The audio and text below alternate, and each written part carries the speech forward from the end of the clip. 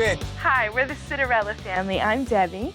I'm Joe. We have 4 children. Rebecca's 7. It's hard to sleep. Sarah's 6. Hannah's 3. And Joshua's 1.5. I'm a stay-at-home mom. 1, 2, 3. I'm a police officer. I work 4 days on, 4 days off. That's why you're here? If Joe's not home, I'm praying and counting every minute until he gets home. Being a police officer, you're able to get the public, they pretty much follow what you say. And then when you come home, your kids just don't want to listen to you. Sit. Sit. Sit back. No, you're not getting it, and that's it. Why would you do that? Just sit. No. Oh, my God. Hold on a minute. That's just put earplugs in. You're gonna spend the rest of the day in the room. Oh, Hannah. Get in that bed. Stop that. Get in that bed now. This is getting ridiculous.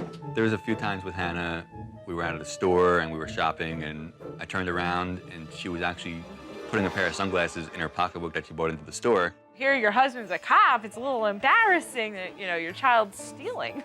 I did not pay for that. You cannot steal. Ah, I think we've got a little girl with sticky fingers here. Rebecca is pretty much bouncing up and down, bouncing around other people. Very hard to control. Control yourself. Okay, I will. Okay, I will. Sarah is very set in her ways. When she doesn't want to do something, it ain't gonna get done. You better get that laundry. I'm not. I want you to get up there now. How come Mum's laughing? You're silly. Joshua, he's our brute. Yeah, ooh.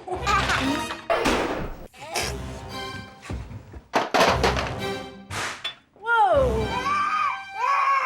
These parents are clearly overwhelmed.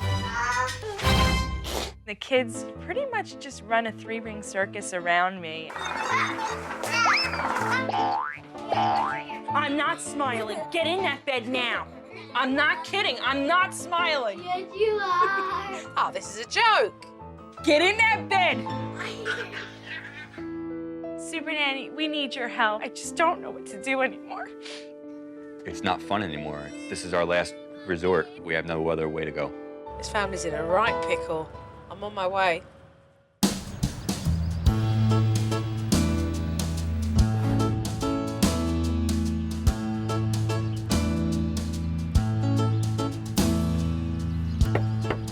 Give me that, Josh. Hello, pleased to meet you. So nice to meet you. Thank you so much for coming. When Joe first walked in the door, I was so excited. I was really relieved. I was glad she was there. I couldn't wait to get started. Cheer. Hi. This is Rebecca. Hi, Rebecca. Pleased to meet you. I'm Joe. How are you? I was honestly afraid of just that she would see that we weren't being good parents, which I know Debbie and I try to be. So what's easier, being out on the streets and keeping everybody in check, or trying to do it in your own home? I think being out on the streets and Really? keeping the public in check is usually a little easier. Watch the screen. The first errand was a trip to the drugstore, which was absolutely perfect because it gave me a chance to see how Mum dealt with the children out in public. Hannah, come on. Hannah. Hannah, please stop. Becca Lynn. Hannah, come on. Oh, Josh. Hannah, get over here now. Becca, come on. No, Josh. Girls, please don't touch the cards. I've got enough to deal with your brother. Sarah, Hannah, whoever you are, don't touch that. Stop it now. No, leave her alone. Leave her alone. The most obvious thing was how fluttered Mum became when she was with her children out in public. She really started to panic. Okay, breathe. You can't breathe. This is panic for you. Yes, because they're like all over. I don't even know where Becca went. There is no control whatsoever. There's nothing that even resonates with Mum in feeling confident about being a mother and having 4 kids and taking them out in public. Did you take anything? You promise? I have to check her pockets and stuff to make sure that she didn't get anything. Hannah's got sticky fingers. I think a lot of kids have probably done that, you know, very innocently walked into a shop and taken something and feel that, hey, it's okay. And I think it's important that really this family teach Hannah that it's wrong to steal. I told you to watch your brother. Now look at that. Let's go. Let's go. I've had it. I've had it. What a palaver. Just to go into a shop and buy a few things. That was, like, unbelievable. I'm exhausted. In the afternoon, the kids were playing out in the backyard, and Mum wanted to bring Josh in so she could keep an eye on him while she did some cooking. But little Josh had bigger plans. Come on, Joshua. Oh. Come on. No, Joshua. No.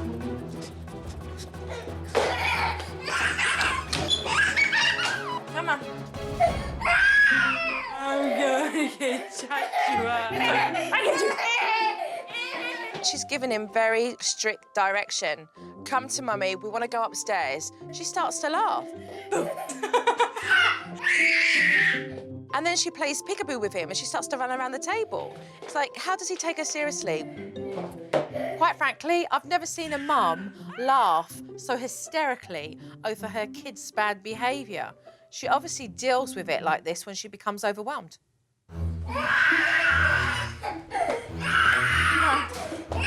Somehow she manages to get Joshua into the kitchen, she drags him across the floor, and he ends up in that high chair strapped in. And he is screaming, screaming, and screaming. He doesn't want to be there.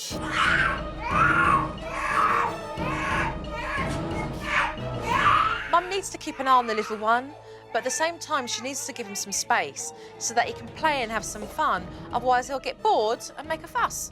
I don't know what else to do. It's like really overwhelming. All right.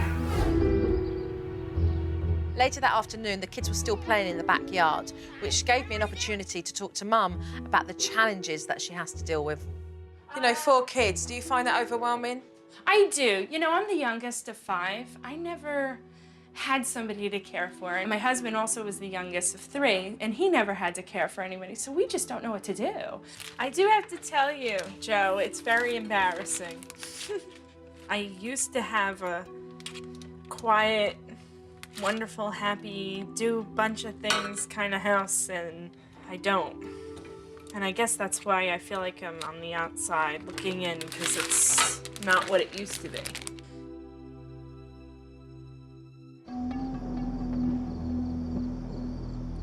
Let's eat. After my chat with Mum, Dad came home shortly from enforcing the law, and it gave me a good chance to see exactly how much law Dad puts down at that dining table when it's mealtime. This is a fork. That's what you see, not your fingers. Stop. Put your leg down there now. The children don't excuse themselves from the table, they just get up. Why don't you come sit down? Are you done eating? Once again, by myself. Proper family meal times should be a part of this family's organised routine, because when it's not, it leads to a load of misbehaviour and discipline issues. Come on, your brother's sleeping.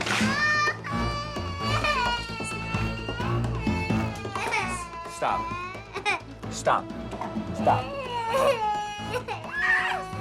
Now you're gonna sit here until you can't share. You hear me? Sit there. Dad's discipline is ineffective. He placed Hannah into timeout and then continued to talk to her. That's not the correct way to do it. Stop it. Stop, you're being bad. You're making it worse. Stop. You're not going. No, you're not getting it until you sit down. Don't hit me. You know better than that. Dad's a police officer, and he's increasingly becoming frustrated with the fact that his own children don't have any respect for him or listen to him at all. It's not funny. Stay here a minute. Stop it.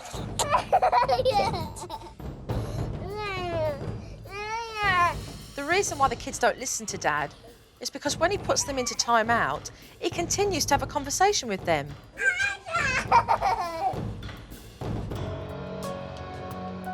Ready for bed? Hey. We're just kidding Ready for bed? Good night. So, bedtime rolled around, and I'd seen enough and knew exactly what needed to be said and done in this house. Sleep well, the pair of you. I look forward to seeing you tomorrow. I've had a really good day of observation, though. Yes. A really great day. I've been able to see a lot, so I do need to sit down and speak to you both tomorrow morning. So look forward to seeing you then. Thank you so much. You're welcome. Good night. You too.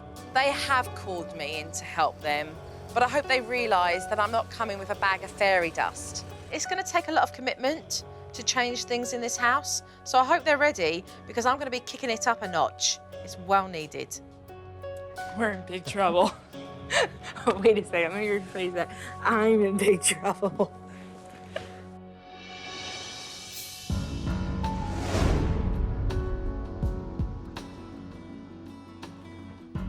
It is obvious that the pair of you love your children a lot, that you care about how you raise them.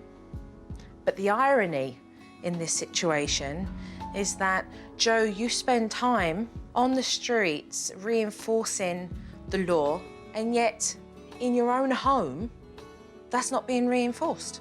Why is it so hard to give it to your own kids, Joe? Just, no, I don't want to be the bad father or the dad who doesn't have fun or anything like that. Deb, how are your kids going to take you seriously if when you discipline them, you laugh at them? How do I stop laughing? It's But you recognise. Don't use it as an excuse, Deb. It's not cutting it here at the table. OK, you recognise that if I don't stop laughing and use a firmer voice that's going to exercise my authority, then these kids are going to realise that it's all a big joke. And that, to me, is absolutely crazy. You're in cuckoo land. No, I want you to stop laughing for a minute. OK, I don't want the humour at this table right now. If you want your kids to respect you, then there's got to be a point where you're serious. Or your kids are just going to run amok and you're not going to be in control. Let's talk about stealing. Your little one goes into a shop, takes something, and then realises it's okay to do that and do that again. That's a problem.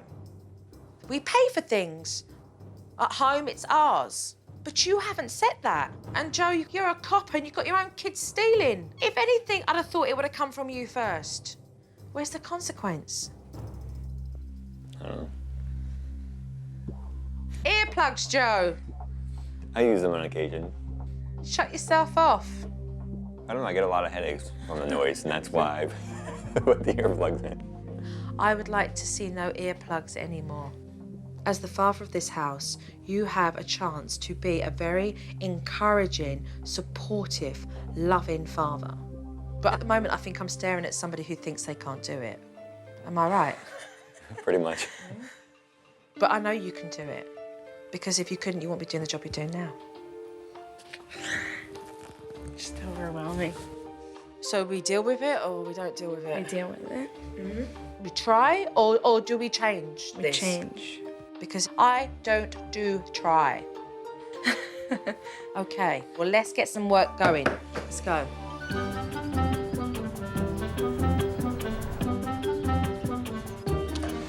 Hello. Hi.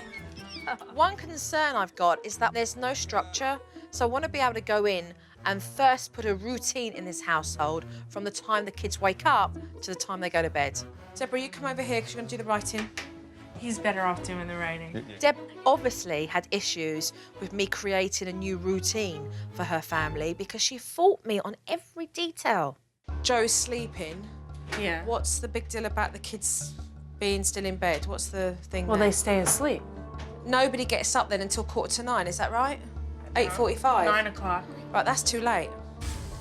That's too late. Really? Yeah, it's too late because you want Josh to be able to have a good morning where he's stimulated, he's got play. We want to fit in the snack time, we want to fit in the lunch. See, I really want to cut out snack altogether. Why? I don't think it's healthy for the kids to have snacks. They need snack, otherwise their blood sugar levels drop. If I give them breakfast, lunch, and dinner, and they have their snack exactly after their meal, it lets them sit down and eat their meal properly versus they're grazing all day. I plan on making changes, but I never saw myself making excuses. I really didn't. The girls can sit down and have breakfast by themselves. Yes, but I'm not Okay. gonna cook it twice. Why? Why should I have to cook breakfast twice? Why do you cook breakfast all the time? So that I have to cook lunch twice, dinner twice, everything twice? Why do you feel like you need to do even a cooked breakfast? How Why are just they cereals and fruit? Because they don't settle for cereal. They want the waffles, the pancakes, the... Only if you run in Deborah's cafe in the morning. Arguing over every point, finding an excuse for everything. I don't want them to go to school and say that I didn't feed them breakfast. I gave them a bunch of fruit. Will you stop worrying about the rest of America and concentrate on your family? Stop arguing. This is so immature. Let's focus on what we're here to do. It's going to be difficult for me to help Deb if she's not willing to receive my help. So we've got Josh having that nap, and then at 2:30, pick kids up from school. Snack. Another snack? Correct. They You're kidding me, right? They would have only had one. Snack again? Oh my gosh. There's always been a routine in my head of what I have to get done during the day. I just may not have let the kids know what that is. 8 o'clock shower. Where's the girls? 8 o'clock shower and 8:30 bedtime. I like that.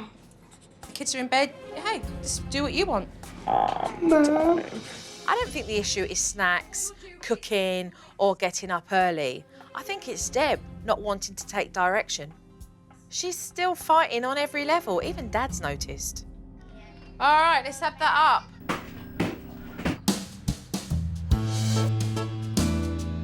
After the resistance that Deb gave me on the routine, it's going to be really telling to see how she responds to implementing discipline. Sarah, you just kicked me. Now stop. What do I do with this? Sarah, stop. Sarah, stop it. Like, I Look don't at know her. what to do. Look at her in the face. Sarah, stop. Mum laughs when anything becomes overwhelming for her. And if she's to change this, then she's going to have to get through this challenge. Okay. Don't laugh, it's not funny. Stop. You're right. No, stop. Look at me. Stop. It's harder for me to break the laugh because it's of embarrassment of how I'm disciplining them. And it's like, ah, as it's coming out. So as soon as something happens, stop. Sarah, stop it. Now give her a warning. Give her a warning. How do I give Low-toned voice. Sarah, come here, please. Come here. Stand up, please. Stop that behaviour right now. Okay. Okay? Any more nonsense like that and you'll be doing time. Do you understand me? Straight away you'll be in that corner. Okay. Okay. So, you didn't see me laughing, did you? No, Huh? no. Mum was still being so combative, so I needed just to have a straight, blunt talk with her. So I asked the kids to leave so that I could have a one-on-one. You asked me to come into your house, okay, and help you. Yes. Okay? You gave me 100 reasons why things weren't working. Okay. Okay? It's not cutting anymore. If you want results and if you want change, then you accept that you're doing things wrong. I am, but I Okay, don't think no, it's being stop. I'm laziness. talking, please. It's not knowing. Do not play with me an attitude of not knowing anything. You made a decision to have 4 kids. You have not shown me any responsibility or accountability for what has happened in this house. You are an immature woman who needs to grow up. And if you don't like what I'm saying, then you better get used to it. Because let me tell you something, Deb, if I need to give you military boot camp, that's what I'm gonna do. Let's start fresh here, okay? You are lazy. There are things about you that are lazy. I don't believe that. Get over it. Get That's over not it. laziness. Deb, get over it. By lazy, I mean lazy. L-A-Z-Y. Mum's not willing to admit that she's wrong and there are things that need to change. Your mind is so warped and negative. You are so quick to disable yourself in so many ways that you're not even willing to take the blinkers off. But what I will not tolerate from you is an attitude that everything's perfect, okay? And that I'm not lazy. You are lazy. You are lazy. There's no 2 ways about that. Those kids are what I care about. I do too. Then That's my start life. showing it. I do. Then start showing it. If you didn't need my help, I wouldn't be here. So admit that you need the help. I do and need the allow me help. to come in. bring down the wall and get in touch with reality here, Deb. It's as simple as that. So if you want to fight with yourself, then you fight with yourself. I'm not here to fight. I'm here to work out solutions that are going to make you happier as a mother. You either want that or you don't. I do want that. Right, then let's go. Who wants to play shops? Do you want to play shops, Mummy? Yes, I can't wait. Okay.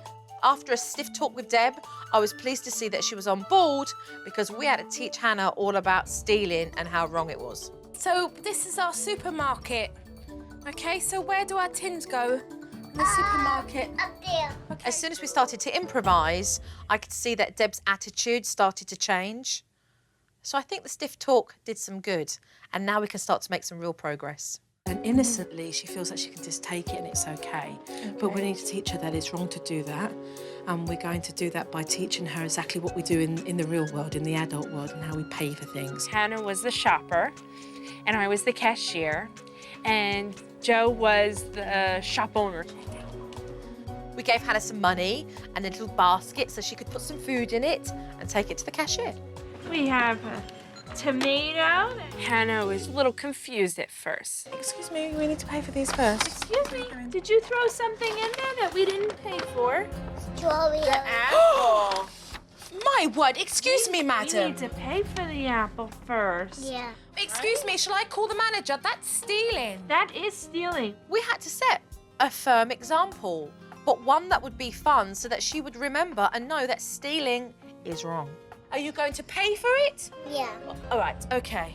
It looks like you owe $5. Yes! She loved it. She had so much fun with it. This was a great technique to teach Hannah not to steal. You have a nice day, ma'am. So long. You're a good little shopper. So you paid all of this with money? Yeah. Hannah got it. She understood that Mommy can't give you that until I physically pay for it with money. When we're in the supermarket or in the shops and we pick things up, we have to pay for them. Because if we just take them and we don't pay for them, it's stealing. That's a really bad thing to do. Would you like to have a go at being the cashier now? Yeah. Okay, and Mummy do the shopping? Yeah. Okay, let's do that. After teaching Hannah that stealing is wrong, I recognised that Mr. Policeman himself was having a hard job reinforcing rules in his own home. Now you're not getting, no. You know what? Sit. No. Sit here for not listening for the 5th time. Sit. Sit. Let's go. Put the ball away. Sit there till I tell you to get up, or you're not going to do anything for the rest of the day. You're standing up, and now you're not going to ride your bike. Sit. Nope, you're done. You're not riding your bike. No. I don't care. No. Until you sit there quietly, you're not getting out. So sit there quietly. Stop kicking the door. Sarah was putting up a fight, so I took Dad to the side to teach him how to teach Sarah that he meant business. What you're doing is you're feeding into all of that. She's sitting there doing time, knows she's misbehaving, and now she can draw everyone to her situation. I love my kids, but I gotta have the ability to lay down some rules. If you don't rise above it, Hi, Daddy. then it won't change. Hi, Daddy. So now what do you do if she just keeps running out here? You ignore and put her back. I mean, Joe was doing well, but I want to be able to teach him how to discipline without saying a word.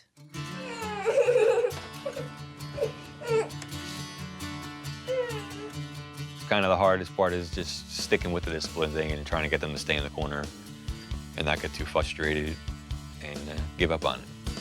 Your time was up, wasn't it? Yes. So you should follow through because then she knows that you're doing this technique. You know why you're sitting here?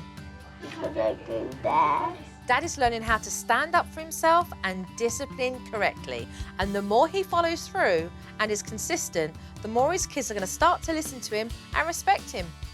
Daddy. Come on. Go. With the techniques in place, it's time for me to leave and to see exactly how well they do without me. I am leaving for a couple of days, all right? But know this, I am going to be watching, okay? You know the drill, and I'll see you on my return. Thank you. Okay, take care. Take It's going to be interesting to see exactly how well the Citarella family do on their own, because we do still have a lot of teaching to do.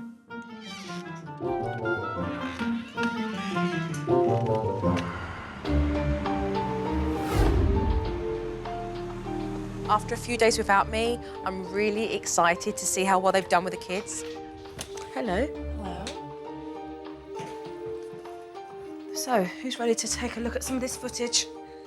Ready. We're ready. Okay, the first clip that we're going to see. I didn't say to go in. I expect you girls to stay by the stroller. Do not touch anything off of these shelves. Do you understand me? If you don't behave, you won't go to soccer. Sarah, if you don't behave, you won't have computer time later either. Mommy, I paid. I paid. 4.5. Mommy, I paid. 5. Fine. Why are you paying for this stuff? Why aren't we just walking out the door? Why are we paying? Because why? What would that be if we just walked out the door with it? Stealing. That's stealing. Right. So we're gonna pay. That's a good thing, because that's what we wanted. We wanted Hannah paying. That's fantastic. Very good, clear expectations. What I would ask you to do, though, is just to be a little bit softer. Okay. With your tone. You know, it's a matter of fact, you're just setting up expectations. Okay. All right, so more of your everyday voice. He's there. You have to go all the way to our field. Don't talk with your mouth full, please. Mommy. They're good. Doesn't matter what they're good for.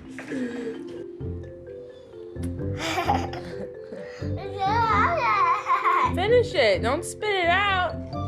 So she's like this and you're still feeding her, because that's acceptable, right? No. That's okay. No, it is, though. No, it's not. But it is. It is for you. You set that standard. We The pair were of you. playing during that time. Playing. Yeah. So let's just recap on that. How do you feel when you go to a restaurant and your kids are behaving like that? How do you feel? Embarrassed. Embarrassed. So have we got room for that then? Play. No. You set no standards. You've got no etiquette at the table. Just like you as parents need guidance and direction, your kids need to be taught also. Kids don't come born with a chip in their brain already and know what to do. So I can see why you're embarrassed. So is that something we want changed? Absolutely. So the next clip we are going to see here, Joe, is all about you doing time out. How are you getting on with doing time here? Yesterday went pretty well, so. Okay, let's take a look at this. Come on. That's where you're going for not listening for the 5th time today. Let's go. Tired of you ignoring me and doing what you want. Now sit here until I tell you to move.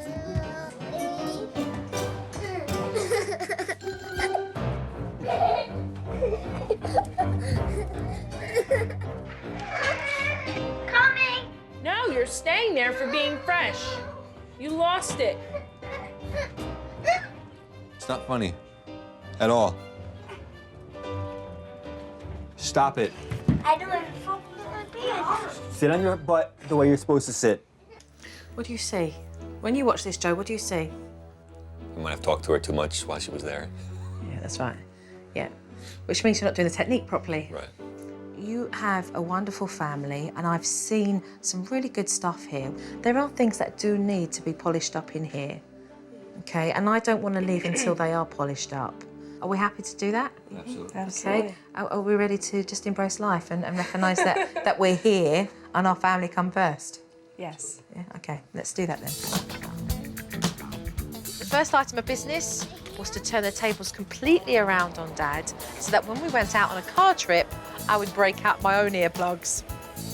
So, refresh my memory with these car journeys with you and the kids in the car. I had seen in submission Dad placing earplugs in when the kids started to play up in the back of the car. Not only is this highly dangerous and could lead to an accident, but this is about a dad who's zoning out because he doesn't want to address what his girls are doing in the back. So today I thought I would show him by using his own example. You know, when would this normally happen? Pretty much anytime we went on a long drive. Sorry? Anytime we went on a long drive or pretty much anytime we went on a drive at all. The main reason these girls kick off is because they want to have a conversation with their dad. If he gets rid of these earplugs, then he'll allow himself to have a two-way conversation with them, and logically they're going to behave better. Like Rebecca and Sarah. Did you say Rebecca? Rebecca. Rebecca? No? I'm trying to look at your lips. Yeah, What was that? Rebecca. Sorry, did you say something? Sorry, did you say... Oh, that's better. Did you say something? When I looked in the mirror and saw that she had actually put the earplugs in, it was funny. Yeah, well, these things are good, but I can't hear a damn thing. I think he got the message very quickly. And as I hoped, Dad's conversation with the girls, music to my ears. Your teacher wasn't there today? It's very nice. Is she really? Definitely without the earplugs, it makes life easier for the girls to be able to ask questions and me to be able to answer them, so. Hey, when we get home, can we ride bikes? We'll have to see what Mommy has planned. Wow, you wouldn't have heard that with earplugs on. And the final step forward was to trash those earplugs.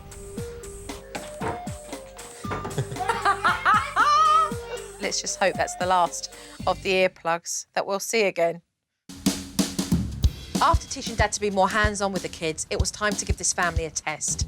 Before I arrived, dinner times would be mayhem, so I wanted to set a challenge for this family to go out and eat in a restaurant. This is your creative flower arrangement that is going to sit in the middle of your table for a good while until your children learn good table manners. It was very evident that these parents hadn't sat in their own house at the dining table implementing good manners. As you'll see, each flower has a message. Use your silverware to eat. Play with toys, not your food. So today, what we are going to do is to take our flower arrangement and we're going to take it out. We're going to take it to the restaurant, we're going to place it on the table, we're going to look over our bouquet of flowers and we're going to implement these rules on the fly. Joe's face looked a picture. Oh my word, are you kidding me? We're going to a restaurant. But, you know, he rounded up the kids and off we went. Sit down. Sit. Sit down. Sit down. Sit down. Josh decided that he didn't want to sit in his high chair and he kicked off this complete meltdown.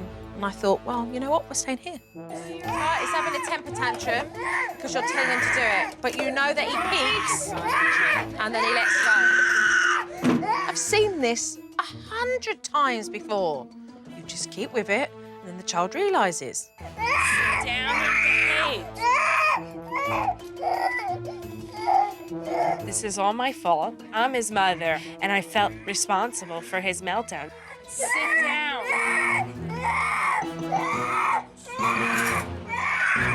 No. What is he learning right now? That every time he screams like that, you pick him up. So what do you think he's going to continue to do? Scream like that? Exactly.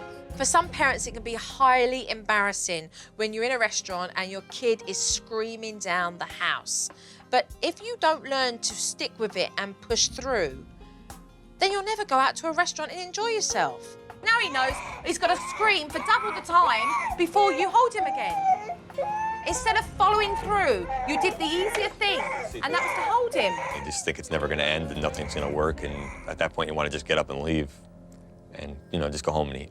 Okay, so the difference between what we're seeing here is actually Joe's interacting with him. He's talking, he's asking him if he wants a few things. You know, rather than trying to console him, he's actually just interacting and talking with him. After Josh calmed down a bit, I was able to get back to the task at hand and teach these kids some table manners. Put your elbows off the table, yummy? Sarah. Oh dear, we need to put that big flower in front of you. Huh? Please. Daddy, can you pour me some lemonade, please? The quickest way to teach your kids table manners is to lead by example. And yes, that does include how to use your silverware. Look at Mommy's hands. You do this, put your finger there, put your knife like this, and you hold the chicken and you cut with the knife. And what does the fork do? The fork holds the chicken, and then this. Now that clear expectations have been laid down for the kids at mealtimes, if they just follow through, there's no reason why this family won't be able to go out again and dine in peace. I'm really pleased to see that. Well done. And you, Sarah, keep your elbows off the table though, love. But good job for using your napkin. This wasn't a bad first go. It was just awesome. I was able to sit at the table for the first time and eat with my family. I will see you back at the house. Okay, thank you. You're welcome. See you later. I want a big hug because Jojo's going home now. Hannah, can I grab a big hug? A big hug. I think my family is better now that Jojo came. Bye, Sarah, darling. Mwah. There's no doubt in my mind. I'm completely confident that what I've been able to give this family, they can use. Oh, wow, look, I go home with all these lovely pictures. Oh, that's adorable. No, I just hope that they find it in themselves to realise that they deserve to move forward and be in a better place. Give me a big hug, all you girls, give me a big hug. Bye-bye, bye-bye. Bye-bye. Joe helped us in areas that I really needed the most help in. Thank you. You're welcome. Take care of yourself. Definitely a blessing that Joe came at this time. I mean, it couldn't have worked out any better. Take care, all right? Hey, doing time. Focus on that doing time. We know that it's going to be a process to work on. It's going to take some time, but as long as we stick with it, it should work. Bye-bye. Bye-bye. Bye-bye. Bye. Bye, Joe. When I first met Deb, she laughed at absolutely everything. And now she realises there's a time and a place for laughter, but not when it's about discipline. Yay! We're off to the park. I think definitely since this process, we've become a better family. Just, it's easier to go out and do things, and I think it's just going to get even better as we build on it. I think that things will be much easier now. Phew. I definitely think I'll be a better dad, just knowing what to do with the kids and just getting them to listen. Come on, Sarah. And just to make the home life, that much better. Snailer. You know, just Joe having the confidence and control over the children and knowing that he can handle all four by himself, that's huge for me. Thanks, Jojo. My mom and dad are better parents because of all Jojo's help. Thanks, Jojo.